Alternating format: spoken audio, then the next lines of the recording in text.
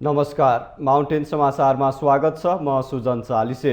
नमस्कार, म सुचिता बुढाथोकी। सुरुमा अहिलेसम्मका मुख्य समाचार।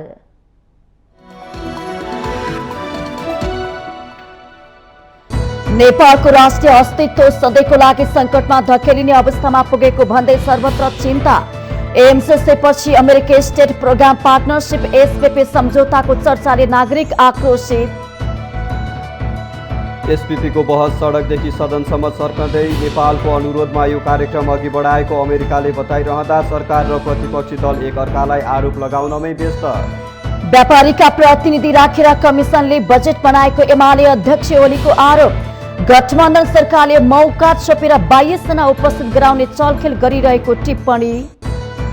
गैर आवासीय नेपालीहरूको नागरिकता समस्या यथाशीघ्र सम्बोधन गर्ने प्रधानमन्त्री देउवाको आश्वासन। आयात प्रतिस्थापनमा निजी क्षेत्रसँग सहकार्य गर्न तयार रहेको भनाई। एमालेको बहिष्कारका बीच संसदमा अर्थमन्त्री जनार्दन शर्माको जवाब। करको दर निर्धारणमा राष्ट्रघात नभएको अडान। प्रमाणित भए जिम्मेवारी लिन तयार। नयाँ बजेट पारित। दक्षिण एसियाली मुलुकहरू बिस्तारै आर्थिक सङ्कटको चपेटामा पर्दै गएको सङ्केत। इन्धनको मूल्य अहिलेसम्मकै उच्च भएपछि पाकिस्तानीहरू श्रीलङ्काको अवस्था आइपर्ने आशंकामा। र एसएससी महिला टी20 च्याम्पियनसिप आजबाट मलेसियामा सुरु हुँदै पहिलो खेलमा आज नेपाल र भुटान बीच प्रतिस्पर्धा हुँदै।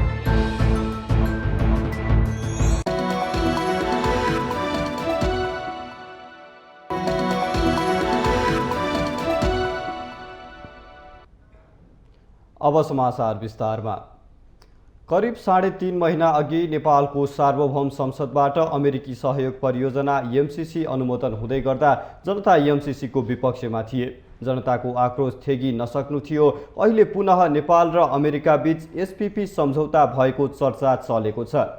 यो सम्झौताले नेपाल अमेरिकी सैन्य गठबन्धनमा आबद्ध हुन लागेको भन्दै सर्वत्र चिन्ता भइरहेका बेला नेपालका बुद्धिजीवी र नागरिक समाजका अगुवा भने मौन बसेका छन्। राजनीतिज्ञहरूले गल्तीमाथि गल्ती थप्दै गएका बेला समाजको ऐनाको रूपमा रहेका बुद्धिजीवी र नागरिक समाज पनि मौन बस्ने हो भने देशको भविष्य सङ्कटग्रस्त हुन धेरै समय नलाग्ने देखिएको छ। कुनै पनि देश सही दिशामा जानका लागि त्यहाँका बुद्धिजीवीहरूको ठूलो भूमिका हुन्छ। बुद्धिजीवीहरू समाजका ऐना हुन्। उनीहरूले सत्य तथ्य मात्र बोलिदिने हो भने देशका लागि धेरै ठूलो उपलब्धि हुन सक्छ। तर दुर्भाग्य भन्नुपर्छ, हाम्रो देशका बुद्धिजीवी र नागरिक समाज तटस्थ बस्न सक्दैनन्। उनीहरू कि त पश्चिमाहरूको इशारामा चल्छन्, उनीहरूकै दाना पानी खान्छन्, कि देशभित्र रहेर आफ्नो राष्ट्र विरुद्ध काम गर्नेहरूको पकेटको व्यक्ति भएर बोल्छन्। पश्चिमाहरूको लगानीमा बुद्धिजीवी बनेकाहरूलाई ज्ञान पनि पश्चिमाहरूले नै दिएका छन्। प्राय जसो सेमिनार र गोष्ठीमा व्यस्त रहने डलरवादी बुद्धिजीवीहरूलाई अहिले आफ्नो देश कहाँ जाँदैछ भन्ने जानकारी समेत छैन। केही समय अघि मात्रै अमेरिकी सहयोग परियोजना एमसीसी संसदबाट अनुमोदन हुँदा जनता एमसीसीको विपक्षमा थिए। सरकार र प्राय जसो राजनीतिक दलहरू एमसीसीको पक्षमा थिए। तर त्यो बेला बुद्धिजीवीहरूले के ठीक हो के बेठिक हो भनेर मुख खोल्न सकेनन्। यी बुद्धिजीवीहरूलाई एमसीसीको पक्षमा बोले जनताको कुटाई खाने डर थियो भने विपक्षमा बोले विदेशी दाना पानी खान नपाउने चिन्ता। त्यसैले मुलुक कठिन मोडमा पुगेको बेला आफूलाई बुद्धिजीवी भन्नेहरू दुला पसे। अमेरिकी सहयोग परियोजना एमसीसी बारे देशको राजनीति नै दुई ध्रुवमा ध्रुवीकृत भएको धेरै भएको छैन। पुनः अमेरिकासँग नेपालले स्टेट पार्टनरशिप प्रोग्राम अर्थात् एसपीपी सम्झौता गर्यो भनेर सडकदेखि सदनसम्म तहल्का मच्चिएको छ। नेपालले अमेरिकासँग सैन्य सहकार्य गर्न थाल्यो भनेर नागरिक आक्रोशित छन्। प्रधानमन्त्री शेरबहादुर देउवाले यस्तो सम्झौता भएको छैन भनिरहँदा नेपाली सेनाले पनि हालसम्म अमेरिकासँग यस्तो कुनै सम्झौता नभएको र भविष्यमा पनि नहुने भनेर स्पष्ट पारेको छ। तर नेपाल स्थित अमेरिकी दूतावासले भने पत्रकार सम्मेलन गरेर नेपालकै प्रस्तावमा अमेरिकाले नेपालसँग एसपीपी सम्झौता गरेको दावी गरिरहेको छ। अमेरिकी दूतावासको यस्तो भनाई सार्वजनिक भएपछि देशभर हंगामा मच्चिएको छ। यस्तो बेला नागरिक समाज र बुद्धिजीवी भनिएकाहरू मौन बसेका छन्। उनीहरूको मुखमा दही जमेको छ। सत्ता अन्धो हुन्छ भनिन्छ। सत्तामा रहेकाहरू स्वार्थी हुन सक्छन्, उनीहरूले गलत निर्णय लिन सक्छन् भनेर सरकारलाई खबरदारी गर्ने एक प्रकारको स्थायी प्रतिपक्षका रूपमा बुद्धिजीवीहरूप्रति भरोसा हुन्छ। तर हाम्रो देशको दुर्भाग्य के छ भने जस्ता सत्तामा जानेहरू त्यस्तै प्रतिपक्ष, त्यस्तै नागरिक समाज र बुद्धिजीवी पनि। अहिले नेपाल अमेरिका बीच सैन्य गठबन्धनको चर्चा चल्दा समेत यी मनुवाहरू दुलाभित्रै पसेका छन्। रुसले युक्रेनमाथि अन्याय गर्यो भनेर हतार हतार अभिव्यक्ति दिने यी बुद्धिजीवीहरूलाई आफ्नो देश संकटको भुमरीमा फस्दैछ भन्ने कति पनि चिन्ता छैन। एसपीपी अमेरिकी सरकारको नेशनल गार्ड तथा साझेदार विदेशी मुलुकहरू बीचको आदान प्रदान कार्यक्रम हो र यो कार्यक्रम अन्तर्गत अमेरिकी नेशनल गार्डले सम्बन्धित देशमा भूकम्प, बाढी र आगलागी जस्ता प्राकृतिक विपत्तिको बेला सहयोग गर्न सैन्य सहयोग पठाउँछ। अमेरिकाको जुन जुन देशसँग सैन्य गठबन्धन छ ती देशमा पनि यस्तै लोकप्रिय देखिने कार्यक्रमहरू छन्। हतियार सहित दलबल पठाएर मात्र सैन्य गठबन्धन हुन्छ भनेर बुझ्नु आजको जमानामा गलत हो। यस्तै गतिविधिबाट कुनै पनि देशको आन्तरिक मामिला अरूको हातमा जान सक्छ। हाम्रो नेतृत्वले असंलग्न परराष्ट्र नीति विपरीत गरेका गल्तीहरूको चाङ लागिसकेको छ। कहाँ कहाँ सुधार गर्ने भनेर सोच्दा समेत रणभुल्ल हुने अवस्था छ। देशको अस्मिता नै संकटको डिलमा पुगिसक्यो, तर न त नेतृत्वमा रहनेहरू सच्चिन्छन् न त नागरिक समाज र बुद्धिजीवी बोल्छन्। सर्वसाधारण नागरिकले माइतीघर मण्डलामा जति धर्ना दिए पनि केही सिप चल्दैन। अहिले नेपाल अमेरिका बीच सम्झौता भइसकेको भनेर दावी गरिएको एसपीपी नेपालले अपनाएको असंलग्न परराष्ट्र नीतिको विरुद्धमा छ। यो सम्झौता लागू भए नेपाल अमेरिकी सैन्य रणनीतिमा सहभागी हुने र त्यसपछि उम्कनै नसक्ने गरी उसको चंगुलमा फस्ने चिन्ता सर्वत्र छ। यदि यो सम्झौता भएको हो र कार्यान्वयन हुने हो भने अमेरिकी सेनाले गाडी र जहाज निर्वाध रूपमा नेपाल ल्याउन पाउनेछ। नेपाल आउने अमेरिकी सैन्य अधिकारीहरूले यहाँ सैन्य अभ्यास तथा ट्रान्जिट को अधिकार प्राप्त गर्नेछन्। नेपालमा अमेरिकी सेनाले संचार प्रविधि समेत जडान गर्न पाउनेछ। उनीहरूको बसोबासका लागि नेपाल सरकारले भूमि उपलब्ध गराउने शर्त पनि सार्वजनिक भएको सम्झौतामा स्पष्ट देखिएको छ। यो नेपालको भविष्यका लागि कति खतरनाक हुन सक्छ भन्ने अनुमान सजिलै लगाउन सकिन्छ। नेपालको आफ्नै भूराजनीतिक संवेदनशीलता छ, तर हाम्रो परराष्ट्र नीतिलाई राजनीतिक, सामाजिक, सांस्कृतिक, आर्थिक लगायतका पक्षले आफ्नो स्वार्थ अनुसार भद्रगोल बनाएका छन्। राज्यको महत्वपूर्ण जिम्मेवारीमा रहेकाहरूको हरकतले नै आज नेपालको राष्ट्रिय अस्तित्व सधैँका लागि संकटमा धकेलिने अवस्थामा पुगेको छ। नेपालको भूराजनीतिक अवस्थाप्रति कसैलाई पनि दूरगामी चिन्तन छैन। व्यक्तिगत फाइदाका लागि राष्ट्रिय अस्तित्वलाई गौण गरिएको छ। त्यसैले विदेशीहरूलाई गाली गर्नु भन्दा पनि नेपालको तर्फबाट हुने गल्तीले नै नेपालको अस्तित्व समाप्त हुने अवस्थामा पुगेको सबैले बुझ्न जरुरी छ। राजनीतिज्ञहरूले बाटो बिराएको बेला बोल्नुपर्ने बुद्धिजीवी र नागरिक अगुवाहरूको मौनताले देशको भविष्य खराब भन्दा खराब हुन सक्ने संकेत देखिएको छ। माउन्टेन टेलिभिजन एसडी राजनीतिक ब्यूरो। अमेरिकी स्टेट पार्टनरशिप प्रोग्राम एसपीपी को बहस सडकदेखि सदनसम्म चर्किएको छ। अमेरिकाले आधिकारिक रूपमा नेपालको पटक पटकको अनुरोधमा यो कार्यक्रमलाई अघि बढाएको बताउँदा दलहरू यसलाई स्वीकार गर्न चाहिरहेका छैनन्। बरु एक अर्कालाई आरोप लगाउँदै पानीमाथिको उभानो बन्न सरकार र प्रतिपक्षी दल लागि परेको देखिन्छ। एमसीसी को प्रसंग सेलाउन नपाउँदै अहिले संसदमा अमेरिकी स्टेट पार्टनरशिप प्रोग्राम एसपीपी को बारेमा चर्चा भइरहेको छ। एसपीपीलाई अमेरिकी रक्षा मन्त्रालयको हिन्द प्रशान्त सैन्य रणनीतिको एक अंग भन्दै 9 कम्युनिस्ट घटकहरूले विरोध गरेका छन्। प्रधानमन्त्रीको आसन्न अमेरिका भ्रमणलाई एसपीपीसँग जोडेर समेत अनेक टीका टिप्पणी भइरहेका छन्। एमसीसी अनुमोदन गर्ने सन्दर्भमा अमेरिकी साम्राज्यवाद लाद्न खोजेको आरोप लागिरहँदा त्यसपछि अमेरिकी अधिकारीहरूको नेपाल आउजाउको सक्रियताले सबैलाई सशंकित पारेको छ। पार्टीभित्रै र बाहिरबाट यसबारे संसदमा जानकारी गराउन दबाव बढेपछि प्रधानमन्त्री शेरबहादुर देउवाको तर्फबाट रक्षा मन्त्रालयको विनियोजन विधेयकबारे सांसदहरूले उठाएका प्रश्नको जवाफ दिने क्रममा बिहिबार प्रतिनिधि सभामा गृहमन्त्री बालकृष्ण खाँडले एसपीपी बारे कुनै सम्झौतामा हस्तक्षेप नगर्ने आश्वासन दिनुभएको छ। चर्चामा ल्याइएको अमेरिकासँगको स्टेट पार्टनरशिप प्रोग्राममा नेपाल आबद्ध हुने कुनै निर्णय नेपाल सरकारले गरेको छैन र गर्ने सोच पनि राखेको छैन। स्टेट पार्टनरशिप प्रोग्रामको बारेमा धेरै कुराहरू उठेको छ। नेपाल सरकारको तर्फबाट सम्माननीय सदनका समक्ष पुनः प्रश्न पार्न चाहन्छु। अमेरिकाको स्टेट पार्टनरसिप प्रोग्राममा नेपाल आबद्ध भएकै छैन। यस सम्बन्धी नेपाल सरकारले कुनै निर्णय गरेको पनि छैन। यस सम्बन्धीमा कुनै निर्णय गर्ने सोच राखेको पनि छैन। त्यसमा म सुस्पष्ट रूपमा आफ्नो प्रतिबद्धता व्यक्त गर्न चाहन्छु। यसअघि एसपीपीको विषयमा सरकार, प्रतिपक्ष, नेपाली सेना र अमेरिकाको आफ्नै दाबी सार्वजनिक भएका छन्। आफूले अघि बढाएको कार्यक्रम नभई नेपालले सन् 2015 र 2017मा उक्त कार्यक्रममा सहभागिताका लागि अनुरोध गरेपछि सन् 2019मा स्वीकार गरिएको अमेरिकी दाबी छ। यता नेपाली सेनाले भने त्यस्तो सम्झौता गर्नेतर्फ कुनै प्रक्रिया समेत नभएको स्पष्ट गरेको छ।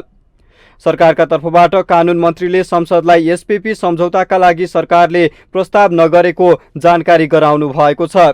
एसपीपी सम्झौतामा पूर्ववर्ती सरकार जिम्मेवार रहेको आरोप लागिरहँदा पूर्व परराष्ट्र मन्त्री समेत रहेका एमाले नेता प्रदीप गेवालीले केपी ओली सरकारको पालामा एसपीपी बारे कुरा आउँदा अध्ययन गरेर मात्रै जवाफ दिने भनेर होल्डमा राखिएको दाबी गर्नुभएको छ। नेपाली कांग्रेसले भने एमालेले आफ्नो सरकार हुँदा यो विषय खुलाउन नचाहेको र अहिले सरकारको विरोधमा अतिरञ्जित आरोप लगाएको भन्दै आक्रोश पोखेको छ। पूर्ववर्ती सरकारले यो विषय 2019मा सार्वजनिक भइसकेपछि यसले के असर पार्छ हाम्रो भूरान्तिमा, हाम्रो छिमेक सम्बन्धमा, हाम्रो परराष्ट्र नीतिमा, हाम्रो राष्ट्रिय सुरक्षा नीतिमा के कसरी प्रभाव पार्छ, यसको गहिरो अध्ययन गरेर निष्कर्ष ननिकाल्नुन्जेलसम्म कुनै सन्देश, कुनै लेटर, कुनै पत्राचार, कुनै पनि केही नगर्ने भनेर एक किसिमले होल्डमा राखेको विषय सरकार परिवर्तन हुनासाथ यसरी अगाडि बढाउने, नेपाललाई भूरान्तिक द्वन्द्वमा धकेल्ने काम कुनै पनि हालतमा स्वीकार्य हुँदैन। हामी त्यो कुरा हुन दिने छैनौँ। र 2019मै यो कुरामा सरकारमा बसेकाहरूलाई थाहा रहेछ। तर यस्तो कुरा, यस्तो राष्ट्रियतासँग जोडिएको कुरा, राष्ट्रसँग जोडिएको कुरा म सरकारले चाहिँ त्यो दस्तावेज किन लुकाएर राख्यो, होल्डमा राख्यो भन्ने के कुरो यो हो। त्यस कारणले गर्दाखेरि चाहिँ हामीले यस्तो विषय आएको थियो त्यसैले हामीले होल्डमा राख्यौँ, वी होल्ड इट भनेर त्यतिखेर किन नभने? ताकपरे तिवारी नत्र गोतामी सरकारमा हुँदाखेरि झुकिरहने, प्रतिपक्षमा बसेपछि लात्ती मुर्की। पहिले एमसीसी जस्तै अहिले एसपीपीको विषयमा पनि सरकार र प्रतिपक्षी दलहरू जिम्मेवारी लिने भन्दा एकले अर्काको टाउकोमा दोष थुपारेर पन्छिन चाहिरहेका छन्। एमसीसी पारित भएपछि अमेरिकातर्फ ढल्केको आरोप लाग्ने गरेको सरकारलाई पछिल्लो घटनाक्रमले अझ विवादित बनाएको त छ नै, प्रमुख प्रतिपक्षी नेकपा एमालेको दोहोरो चरित्र पनि यसले उदाङ्गो बनाइदिएको छ। माउन्टेन टेलिभिजन एचडीका लागि क्यामेरामा अमर राउतका साथमा सुजन चालिसेको रिपोर्ट। प्रमुख प्रतिपक्षी दल नेकपा एमालेका अध्यक्ष केपी शर्मा ओलीले व्यापारीका प्रतिनिधि राखेर कमिसन लिई बजेट बनाएको आरोप लगाउनु भएको छ। बिहिबार काठमाडौँमा आयोजित स्थानीय तहमा निर्वाचित पार्टीका जनप्रतिनिधिहरूको प्रशिक्षण कार्यक्रमलाई उद्घाटन गर्दै उहाँले बजेट बनाउँदा अनाधिकृत व्यक्तिहरूलाई राखेको, व्यापारीका प्रतिनिधि राखेर करका दर सेटिङमा राखेको आरोप लगाउनु भएको हो। उहाँले संसारका कुनै राज्य प्रणालीमा बजेट बनाउनु पूर्व व्यापारीका प्रतिनिधि राखेर बनाउने प्रचलन नरहे पनि नेपालमा कमिसन खाएर बजेट निर्माण गर्ने प्रणालीको खिल्ली उडाएको बताउनुभयो। सम्मानित सदनमा मात्रै यो खोलिन्छ है भनेर त्यसलाई रिबनले बाँधेर गोप्य ढङ्गले गोप्य बनाएर अनि लगेर बजेट अर्थमन्त्रीले प्रस्तुत गर्नुहुन्छ भनेपछि रोस्टममा गएर मात्रै खोलिन्छ।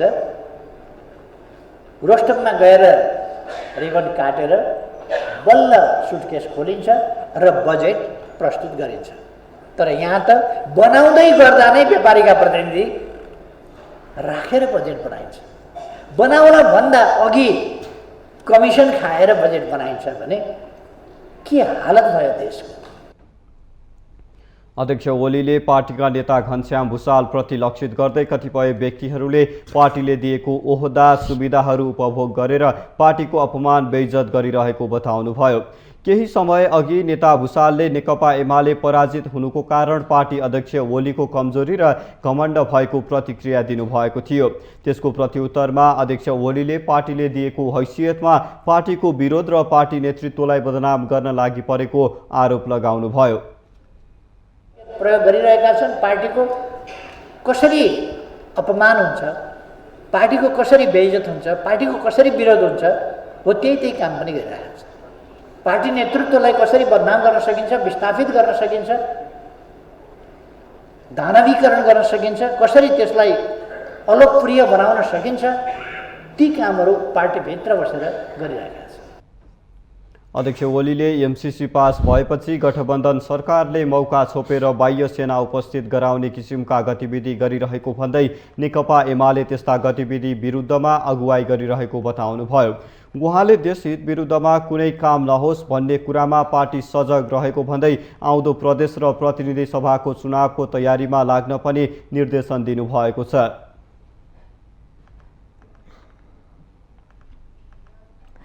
प्रधानमन्त्री शेरबहादुर देउवाले गैर आवासीय नेपालीहरूको नागरिकताको समस्यालाई यथाशीघ्र सम्बोधन गर्ने प्रतिबद्धता जनाउनु भएको छ।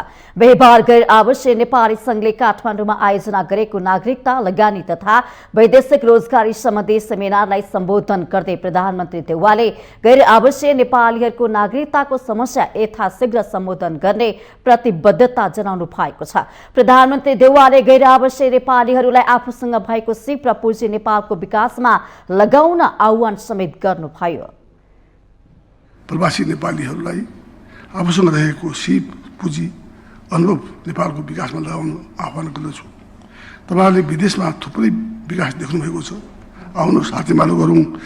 नेपाललाई पनि तपाईँ हाम्रो जीवनसाथी अवधिमा एउटा सभ्य समुन्नत विकसित मुलुक बनाइ छाडौँ।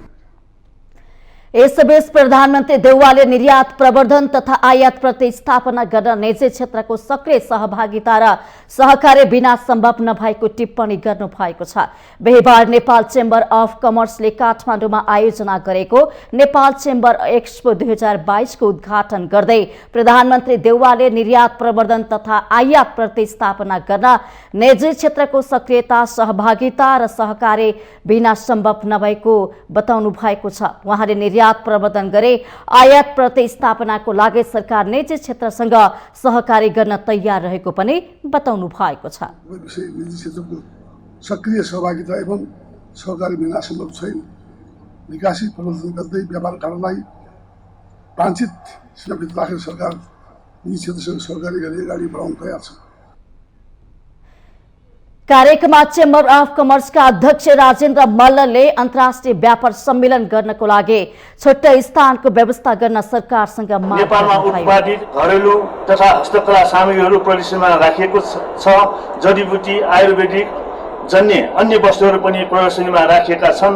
अन्तर्राष्ट्रिय एक्सपोको क्रममा विदेशबाट आउने वस्तुहरूको भन्सारमा सहजीकरण एवं सकिएपछि त्यो वस्तु चाहिँ एउटा फिर्ता लाने पाउनेको लागि चाहिँ एउटा सरकारले फेसिलिटेट गरोस् भन्ने कुरा म निवेदन गर्न चाहन्छु।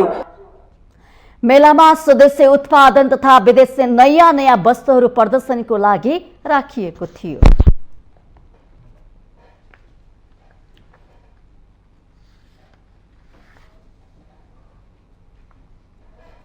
सत्ता साझेदार दल नेकपा माओवादी केन्द्रका अध्यक्ष पुष्पकमल दाहालले एमालेका अध्यक्ष केपी शर्मा ओली नेतृत्वको सरकारले एसपीपी सम्झौता गरेको आरोप लगाउनु भएको छ।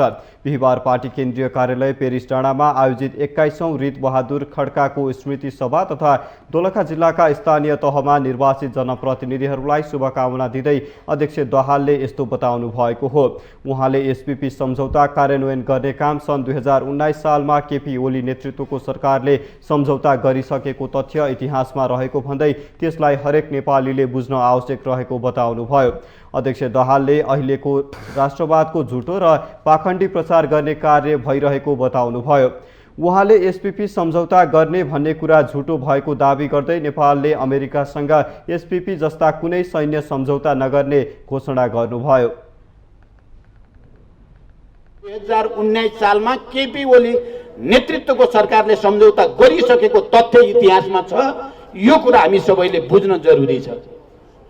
तर हाम्रो यो गठबन्धन त्यस्तो कुरामा लाग्दैन, जाँदैन। हामी नेपालको राष्ट्रिय स्वाधीनताको पक्षमा, नेपालको विकास र समृद्धिको पक्षमा दृढतापूर्वक उभिन्छौँ। यसैबीच एमालेका वरिष्ठ उपाध्यक्ष ईश्वर पोखरेलले दहाललाई आरोप पुष्टि गर्न चुनौती दिनुभएको छ।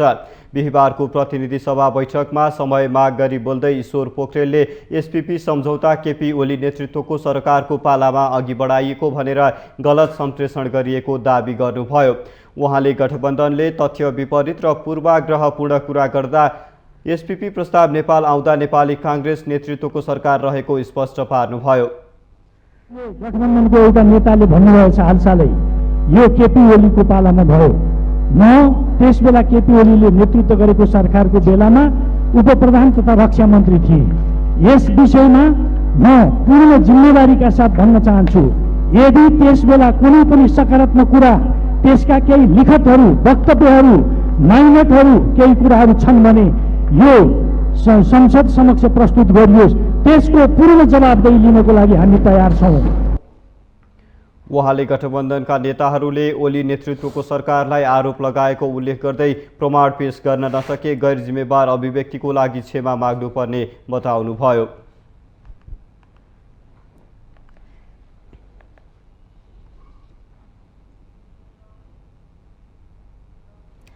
संचार तथा सूचना प्रविधि मन्त्री ज्ञानेन्द्र बहादुर कार्कीले नेपाली भूमि लिम्पियाधुरा लेपुलेक र कालापानी फिर्ता गर्न कूटनीतिक प्रयास जारी रहेको बताउनु भएको छ।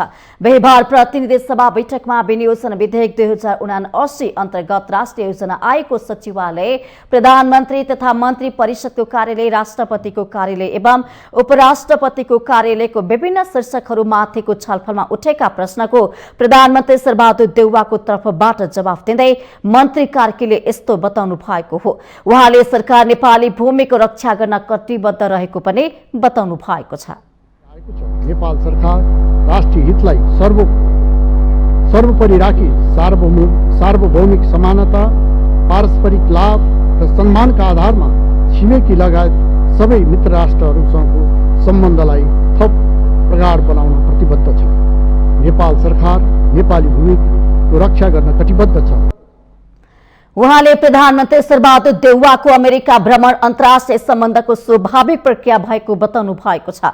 मन्त्री कार्कीले अमेरिकाको स्टेट पार्टनरशिप प्रोग्राममा आबद्ध हुनको लागि नेपाल सरकारले कुनै निर्णय नगरेको र निर्णय गर्ने सोचमा पनि नरहेको स्पष्ट पार्नुभयो। सम्बन्ध कायम भएका मुलुकसँग उच्च स्तरीय द्विपक्षीय भ्रमणको आदान प्रदान हुने विषय अन्तर्राष्ट्रिय सम्बन्धको स्वाभाविक प्रक्रिया हो। संयुक्त राज्य अमेरिकाको स्टेट पार्टनरशिप प्रोग्राममा आबद्ध हुने सम्बन्धमा नेपाल सरकारले कुनै निर्णय गरेको छैन र गर्ने सोच पनि राखेको छैन। उहाँले तिब्बती शरणार्थी शिविरमा अमेरिकी अधिकारीलाई सरकारको आयोजनामा नघुमाइएको पनि बताउनु भएको छ। नेपालले कुनै पनि मित्र राष्ट्रको हित विपरीत हुने गरी आफ्नो भूमि प्रयोग गर्न नदिने उहाँले स्पष्ट पार्नुभयो। अन्डर सेक्रेटरीलाई नेपाल सरकारले आयोजना गरेर घुमाएको होइन। नेपालले आफ्नो भूमि कुनै पनि मित्र राष्ट्रको हित विपरीत हुने गरी प्रयोग गर्न दिन्न, यो कुरामा नेपाल सरकार प्रतिबद्ध रहेको कुरा म यो सम्मानित सदनमा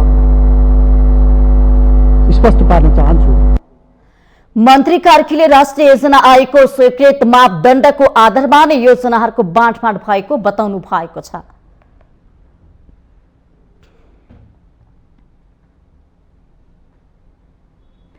माउन्टेन समाचारमा पालो भएको छ विश्रामको।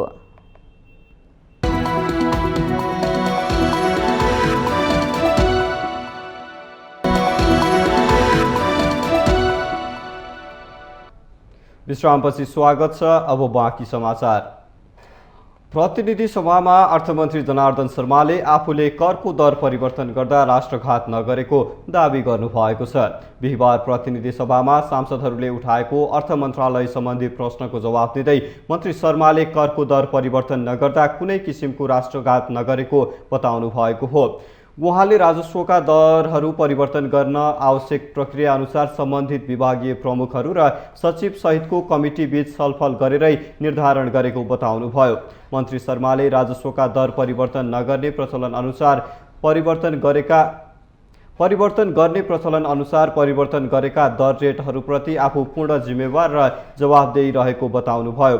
उहाँले देशको डलरको सञ्चित आयात उत्पादन र औद्योगिक वातावरणलाई कसरी अगाडि बढाउने भन्ने विषयलाई समेत ध्यानमा राखेर करका दरहरू परिवर्तन गरेको दाबी गर्नुभयो। मन्त्री शर्माले करका दर परिवर्तन गर्दा कुनै पनि मान्छे भित्र नपसेको दाबी गर्नुभयो। को सञ्चितलाई समेत ध्यान दिएर, हाम्रो आयातलाई समेत ध्यान दिएर र हामीले उत्पादनलाई समेत ध्यान दिएर देशको औद्योगिक क्षेत्रलाई समेत कसरी अगाडि बढाउने भन्ने कुरालाई ध्यान दिएर नै दरहरू चेन्ज भएको कुरा म स्पष्ट गर्न चाहन्छु। अर्थमन्त्री शर्माले कोरोना बिमा बापत पाउने रकम भुक्तानीको लागि बिमा कम्पनीहरूसँग छलफल भइरहेको बताउनुभयो। सम्बन्धमा बिमा समिति र बिमा कम्पनीहरूसँग छलफल भइरहेको र छलफलले एउटा त्यसलाई भुक्तानी गर्ने बारेमा एउटा सेड्युल तयार गरिरहेको सन्दर्भमा उहाँहरूको सहमति अनुसार छिटै त्यस सम्बन्धी भुक्तानी गर्ने गरी व्यवस्था गरिएको कुरा म स्पष्ट गर्न चाहन्छु। मन्त्री शर्माले बिमा कम्पनीहरूसँग भएको छलफल अनुसार छिट्टै रकम भुक्तानी दिने प्रक्रियाको तयारी गरिरहेको बताउनुभयो। अर्थमन्त्री संसदमा बोलिरहँदा नेकपा एमालेका सांसदहरूले भने विरोध गरेका थिए। सांसदहरूले उठाएका प्रश्नहरूको अर्थमन्त्रीले जवाफ दिँदा एमाले संसद बहिष्कार गरेको थियो। यसैबीच एमालेको अवरोध र बहिष्कारका बीच प्रतिनिधि सभाबाट विनियोजन विधेयक 2079 बहुमतले पारित भएको छ। त्यस्तै अर्थमन्त्री शर्माले संसदमा प्रस्तुत गरेको राष्ट्र ऋण उठाउने विधेयक र ऋण तथा जमानत 25औं संशोधन विधेयकको प्रस्ताव पनि बहुमतले स्वीकृत भएको छ।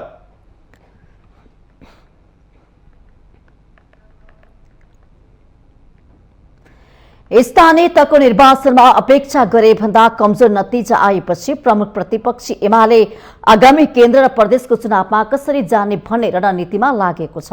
एमालेको एउटा समूह फेरि पनि वाम एकता गर्नुपर्छ भन्दै अभियान नै चलाउँदै हिँडेको छ। तर एमाले अध्यक्ष सहितका केही शीर्ष नेता र माओवादी केन्द्रसँगै एकीकृत समाजवादीका नेताहरूको सार्वजनिक टसलका कारण उनीहरूका लागि तत्काल कांग्रेस नै नजिक देखिन्छ। स्थानीय तहको चुनाव सम्पन्न भएसँगै यति बेला राजनीतिक दलहरू बजेटमा केन्द्रित भएका छन्। संसदबाट बजेट पारित भए लगत्तै राजनीतिक दलहरू केन्द्र र प्रदेशको चुनावमा होमिने निश्चित नै छ। स्थानीय तहको चुनावपछि आफू कमजोर बनेको महसुस गरेको प्रमुख प्रतिपक्षी दल नेकपा एमाले आगामी चुनावमा कसरी अघि बढ्ने भन्ने नयाँ रणनीति खोज्न थालेको छ। किनकि स्थानीय तहमा 5 दलीय गठबन्धनलाई एक्लै परास्त गर्छु भनेर हौसिएको एमाले दोस्रोमा खुम्चिन परेको तितो अनुभव लिइसकेको छ। अब नजिकै गरेको प्रदेश र केन्द्रमा पनि उस्तै नतिजा स्वीकार्न आकलन गरेको एमाले कसरी हुन्छ अहिलेको गठबन्धन टुटाउने दाउमा छ। वैचारिक रूपमा चाहिँ कार्यकर्ताहरूको चाहिँ कस्तो छ भने कार्यकर्ता लेभलबाट चाहिँ होइन, अब यो हिजो पनि हामीसँगै काम गरे हौ माओवादी र नेकपा एमाले, त्यस ढङ्गले चाहिँ नि अब हामी वैचारिक रूपमा पनि वर्गीय रूपमा पनि एउटै चिन्तन एउटै विचार एउटै दृष्टिकोण र जनताको गरिब किसान मजदुरहरूको लागि काम गर्ने पार्टी भएको हुनाले वैचारिक रूपमा हामी एक ठाउँमा बस्दाखेरि सहज हुन्छ भन्ने चाहिँ तलको कार्यकर्ता लेभलको जनता लेभलको त्यस्तो आवाज छ। अब नेताहरूको बारेमा के अब उहाँहरू चाहिँ बस्नु होला, उहाँले पनि के आवश्यकता हुन्छ त्यो अनुसार गर्नु। एमाले पार्टीका केही नेता अन्तर्घातलाई मात्र निर्वाचन हार्नुको कारण नभई उम्मेद्वार छान्ने जस्ता कुरामा पार्टीको निर्णय उपयुक्त नहुँदा नतिजामा सन्तोषजनक नआएको भन्दै आइरहेका छन्। नेतृत्वदेखि तलसम्म समीक्षा गरेर मात्र प्रतिनिधि सभा र प्रदेश सभाको निर्वाचनमा जानुपर्नेमा एमाले लागि परेको छ। सत्ता साझेदार 5 दलीय गठबन्धनभित्रका सबै दल मङ्सिरमा चुनाव गर्न तयार देखिए पनि औपचारिक निर्णय भने भइसकेको छैन। अझ नेपाली कांग्रेस त कार्तिकमा निर्वाचन गर्ने हो भने पनि तयार देखिएको छ। स्थानीय तह निर्वाचनको नतिजालाई लिएर हौसिएको कांग्रेस अहिलेकै गठबन्धनलाई कायम राखेर सकेसम्म चाँडो सङ्घ र प्रदेशको निर्वाचन गर्नुपर्ने पक्षमा छ। किनकि निर्वाचन ढिला भएमा तत्काल गठबन्धन भत्किने भए कांग्रेसलाई छ। यो वाम एकताको अत्यन्त धेरै आवश्यकता छ। तर महसुस गर्नु पर्यो सबैले आफ्नो ठाउँबाट चाहिँ अब सबैले म मात्रै ठिक हो भन्ने स्थिति भयो भने फेरि पनि यस्तै रहन्छ। तर सबैले महसुस गर्नु पर्यो जनताको चाहनाको लागि नेताहरूले पार्टीहरूले विशेष गरेर वामपन्थी कम्युनिस्टहरूले चाहिँ जनताको चाहनालाई बुझ्नुपर्छ र आफ्नो हट छोड्नुपर्छ। राष्ट्रियताको मुद्दाको बारेमा उहाँहरूको बिचमा त्यति धेरै फरक त देखिँदैन अहिलेसम्म चाहिँ। अब अहिले जो बहसहरू चलिरहेको चाहिँ छ यो विषयहरूमा राष्ट्रियताको मुद्दामा काङ्ग्रेस कसरी जान्छ, एमाले कसरी जान्छ, राष्ट्रिय स्वाधीनताको हितको पक्षमा गयो को चाहिँ मतलब त्यो पक्षमा अगाडि बढ्छ र बढ्दैन भन्ने कुरामै निर्भर हुन्छ। त्यसैले कोलिसनको प्रश्न राष्ट्रिय स्वाधीनताको प्रश्नमा कसरी अगाडि बढ्छ भन्नेमा निर्भर हुन्छ। संविधान त आउँदो मङ्सिर महिनाभित्रै सङ्घ र प्रदेशको चुनाव गर्नुपर्ने बाध्यता सरकारलाई छ। यसैलाई मध्यनजर गरेरै एमाले भित्र स्थानीय तहको निर्वाचन समीक्षा सँगसँगै नयाँ गठबन्धनको चर्चा त चलेको छ। तर गठबन्धनको सहायताको लाभ पाएको माओवादी केन्द्रले तत्काल वाम गठबन्धनको बारे खोलेर बोल्न सकेको छैन। स्थानीय तहको नतिजामा दोस्रो देखिए पनि मतभारका आधारमा आफ्नै पहिलो दल भएको भन्दै आएको एमालेका लागि दलीय समीकरण र गठबन्धन यथावत रहेमा सङ्घ र प्रदेशको चुनाव अझ कठिन हुने निश्चित देखिन्छ। माउन्टेन टेलिभिजन एचडीका लागि क्यामेरामा केशव श्रेष्ठका साथमा बटुक राजगिरीको रिपोर्ट। माउन्टेन समाचारमा पालो भएको छ विश्रामको।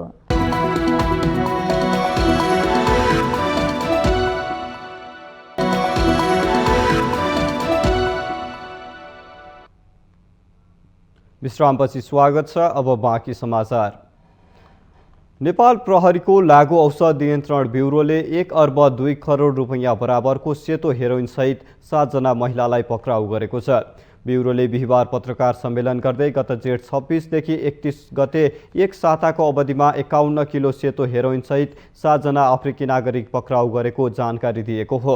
लागु औषध नियन्त्रण ब्युरो कार्यालय प्रमुख जीवन कुमार श्रेष्ठले नेपाललाई ट्रान्जिट बनाएर भारत लगायतका देशमा कारोबार गर्ने उद्देश्यले नेपालको त्रिभुवन अन्तर्राष्ट्रिय विमानस्थल प्रयोग गरी लागु औषध कारोबार गर्नेहरूलाई पक्राउ गरेको बताउनुभयो। बरामद गरिएको 51 केजी हेरोइन अहिले बजार मूल्य अनुसार 1 अर्ब 2 करोड रुपैयाँ बराबर हुने बताइएको छ। पक्राउ परेका 7 जना दक्षिण अफ्रिकाका महिला नागरिक रहेको ब्युरोले जनाएको छ। लागु औषधको कारोबार गरिरहेको र विगतमा पनि पक्राउ भएको अनुभवको आधारमा हामीले निगरानी राख्दै जाने क्रममा यही 2079 जेठ 30 गते हामीले मान्छे पक्राउ गरेर आजका दिनसम्म पनि पक्राउ गरेर जम्मा टोटल 7 जना र 51 केजी सामान बरामद गरेका छौँ। पक्राउ परेका मध्ये 2 जना नेपाल आउजाउ गरिरहने गरेको र 5 जना पहिलो पटक नेपाल आएको अनुसन्धानबाट पत्ता लागेको उहाँले बताउनुभयो।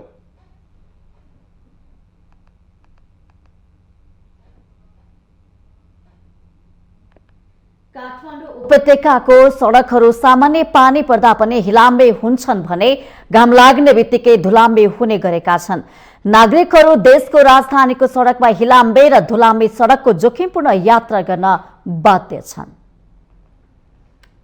मनसुन सुरु भएको एक हप्ता पनि नपुग्दै काठमाडौँ उपत्यकाका सडकहरू हिलाम्बे बनेका छन्। पानी पर्दा हिलो र बाढीको चपेटामा पर्ने यात्रुहरू पानी नपर्दा निसासिने धुलोकमा सडकमा यात्रा गर्न बाध्य छन्। सडक निर्माण गर्दा व्यवस्थित नाली तथा ढल निर्माणमा ध्यान पुर्याउन नसक्दा आफूहरूले जोखिमपूर्ण र कष्टकर यात्रा गर्न परेको यात्रुहरू बताउँछन्। यो त एकदमै जोखिमपूर्ण छ नि दाइ। हेर्नुहोस् न, वान वेपट्टि चलाइरहनु परेको छ होइन, अनि यता पानी जम्देपछि हेर्नु प्रपर ड्रेनेज सिस्टम पनि छैन, त्यहाँ पानी जमिरहेको छ, एक्सिडेन्ट हुने त चान्स धेरै छ नि त। हामी धेरै रिस्क लिएर हिँड्नु परिरहेको छ दाइ। अब सम्बन्धित निकायले हेरिदिनु पर्यो, अब प्रपर ड्रेनेज सिस्टमहरू राखिदिने हो कि तपाईँको यो पानी फ्याँक्ने हो कि टाइम टु टाइम आएर त्यस्तो चाहिँ हेरिदिनु पर्यो। अनि यो पानी अब तपाईँको अहिले जमिरहेको छ होइन, अब पछि तपाईँको यो घाम लाग्दा पनि यो पानी हुन्छ, समेत निकायले आएर यो पानी निकाल्दैन, यो पुरा प्रदूषित भएर गनाउनेसम्म हुन्छ त यहाँ। पानी पर्न साथ सडकको बीच भागमा नै यातायातका साधनहरू डुब्ने हुँदा यात्रुहरूको बिचल्य हुन्छ। विगतका वर्षहरूमा उपत्यकाभित्रै बाढीमा परि 2 पाङ्ग्रे र 4 पाङ्ग्रे साना सवारी साधनमा यात्रा गरिरहेका केही यात्रुहरूले ज्यान नै गुमाउन पुगेका छन्। देशकै राजधानी र आम मानिसको सपनाको सहरका रूपमा रहेको उपत्यकामा पानी पर्नासाथ हुने यस्ता घटना सामान्य घटना होइनन्। नागरिकले यात्रा गर्दा धुलो र हिलोको कारण साष्टी खेप्ने गरेको घटना पहिलो घटना पनि होइन। पटक पटक नागरिकले खेपिरहेको शास्ति भने सम्बन्धित निकायले देख्न सकेको छैन। राजधानीको अवस्था त यस्तो छ, राजधानी भन्दा बाहिरको अवस्था कस्तो होला भन्दै यात्रुहरू व्यङ्ग्य गर्छन्।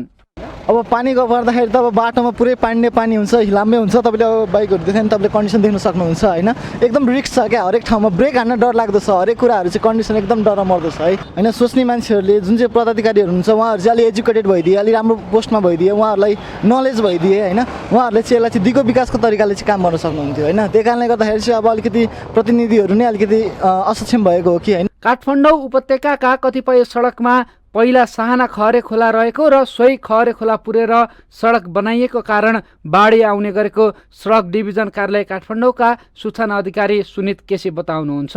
मुख्य सडक पिच भए पनि भित्री सडकहरू अझै पनि मर्मत गर्नुपर्ने अवस्थामा रहेको हुनाले पनि गाडीले मुख्य सडकमा धुलो ल्याउने र पानी पर्दा हिलो हुने समस्या रहेको उहाँले बताउनुभयो। यसको सुधारका लागि सरकारले नै सडक व्यवस्थित बनाउन योजना ल्याएर काम अगाडि बढाउनु पर्ने उहाँको तर्क रहेको छ। त्यो हिजो त्यो खरे खोलै थियो र खरे खोलालाई बाटो बनाउनु भएको भएर अहिले चाहिँ खरेमै बाटो चाहिँ भेल बढाए हुनाले चाहिँ तपाईँको गाडी चाहिँ हिँड्न असमर्थ भएको अवस्था देखिएको छु मैले। काठमाडौँमा विशेष गरी धेरै ठाउँमा हाम्रो पुरानो चाहिँ प्राकृतिक रूपमा बग्ने साना साना खोल्सीहरू अहिले पुरिएर सडक बनाएका छन् र त्यहाँ बस्ती विस्तार भएको छ र ढलको म्यानेजमेन्ट राम्रो नभए हुनाले खरेर पुरेर सडक बनाइएको छ।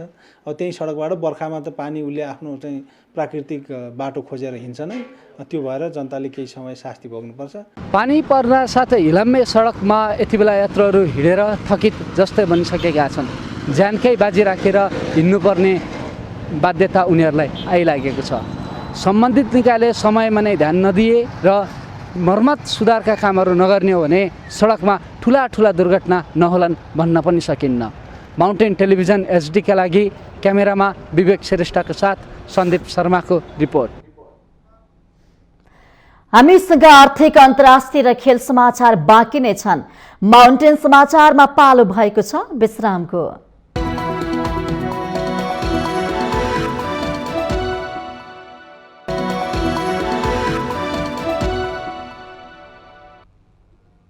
विश्रामपछि स्वागत छ। अब पालो आर्थिक समाचारको।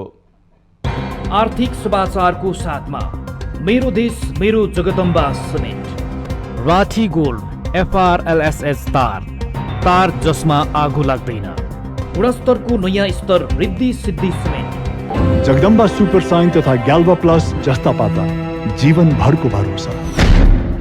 53 ग्रेड र 43 ग्रेडको सर्वोत्तम सिमेन्ट अपग्रेडेड स्पेनका साथ।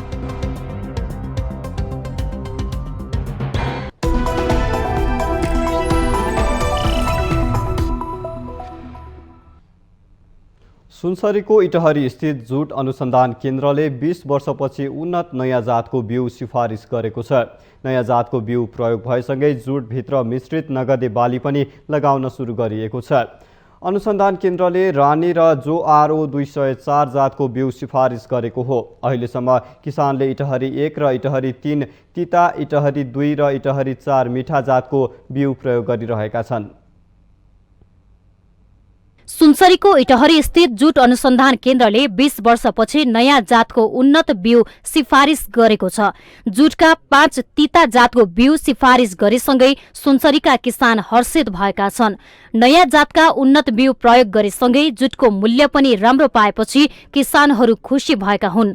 केही वर्ष पहिले 40 रुपैयाँ प्रति केजीमा बिक्री हुने जुट अहिले 110 प्रति किलोमा घरमै बिक्री हुने गरेको छ। जुट अलि रेसाहरू अलि धेरै पर्ने, अलि लामो हुने, सुक्खा ठाउँमा सहन सक्ने, नअइल्याउने के हो मेन चाहिँ यसको। समग्र किसानको लागि त धेरै फाइदा पुग्ने हामीले अपेक्षा गरेका छौँ।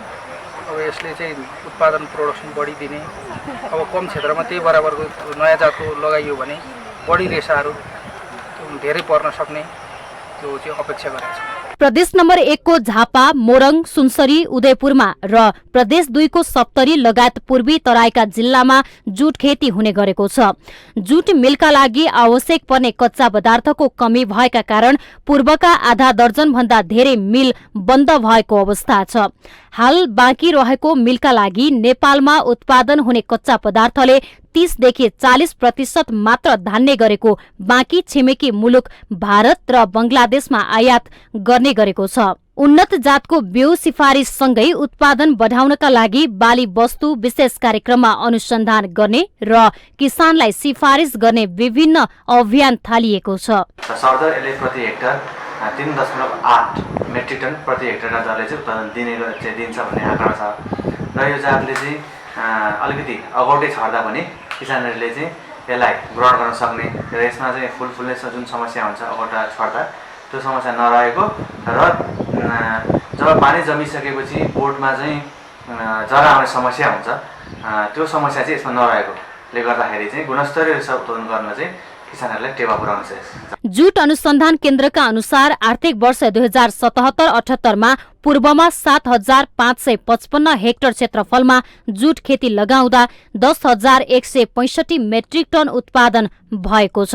विनोद आचार्य, सुनसरी। पछिल्लो 2 साता निरन्तर गिरावट आएको नेप्से परिसूचकमा सामान्य वृद्धि भएको छ। बिहीबार नेप्से सूचक 12.57 अङ्कले बढेर 1978.94 बिन्दुमा पुगेको हो। बिहीबार कारोबारमा आएका 221 कम्पनीको 35,94,000 किता शेयर 1,18,71,00,000 रुपियाँमा खरिद बिक्री भएको छ। कारोबार रकम भने अघिल्लो दिनको भन्दा कम हो। बुधबार करिब 1.5 अर्बको शेयर कारोबार भएको थियो। शेयर बजारका 13 उपसमूह मध्ये बिहीबार लगानी उपसमूह बाहेक 12 उपसमूहको परिसूचक बढेको छ, जसमा अन्य उपसमूहको सूचक सबैभन्दा धेरै 2.52% बढेको छ। यता व्यापार उपसमूहको सूचक 1.48% बढेको छ। बिहीबार आँधी खोला हाइड्रो पावरको मूल्य सबैभन्दा धेरै 10% बढेको छ। यस्तै रिभर फल्स हाइड्रो पावरको 9.97% र सामुदायिक लघु वित्तको 9.96% बढेको छ। लुम्बिनी जनरल इन्सुरेन्सको शेयर मूल्य भने सबैभन्दा धेरै 3.80% ले घटेको छ। कारोबार रकमको आधारमा नेपाल दूरसञ्चार कम्पनीको सबैभन्दा धेरै 13,88,00,000 रुपियाँको शेयर किनबेच भएको छ। यस्तै एनसीसी बैंकको 10,35,00,000, सिभिल बैंकको 4,71,00,000 रुपियाँको शेयर कारोबार भएको छ।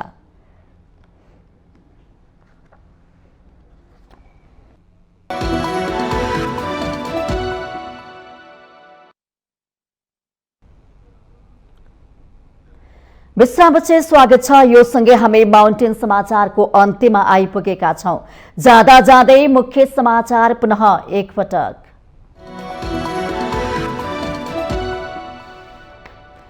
नेपालको राष्ट्रिय अस्तित्व सधैँको लागि संकटमा धकेलिने अवस्थामा पुगेको भन्दै सर्वत्र चिन्ता। एमसीसी अमेरिकी स्टेट प्रोग्राम पार्टनरशिप एसपीपी सम्झौताको चर्चाले नागरिक आक्रोशित।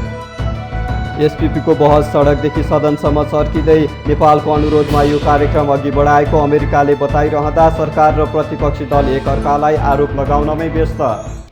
व्यापारीका प्रतिनिधि राखेर कमिसनले बजेट बनाएको एमाले अध्यक्ष ओलीको आरोप। गठबन्धन सरकारले मौका छोपेर बाह्य सेना उपस्थित गराउने चलखेल गरिरहेको टिप्पणी। गैर आवासीय नेपालीहरूको नागरिकता समस्या यथाशीघ्र सम्बोधन गर्ने प्रधानमन्त्री देउवाको आश्वासन। आयात प्रतिस्थापनमा निजी क्षेत्रसँग सहकार्य गर्न तयार रहेको भनाई। एमालेको बहिष्कारका बीच संसदमा अर्थमन्त्री जनार्दन शर्माको जवाफ। करको दर निर्धारणमा राष्ट्रघात नभएको अडान, प्रमाणित भए जिम्मेवारी लिन तयार, नयाँ बजेट पारित। दक्षिण एसियाली मुलुकहरू बिस्तारै आर्थिक सङ्कटको चपेटामा पर्दै गएको सङ्केत। इन्धनको मूल्य अहिलेसम्मकै उच्च भएपछि पाकिस्तानीहरू श्रीलङ्काको अवस्था आइपर्ने आशंकामा। र एसएससी महिला टी20 च्याम्पियनसिप आजबाट मलेसियामा सुरु हुँदै पहिलो खेलमा आज नेपाल र भुटान बीच प्रतिस्पर्धा हुँदै।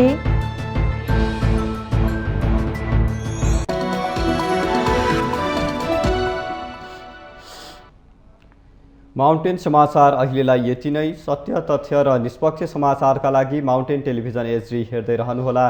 नमस्कार।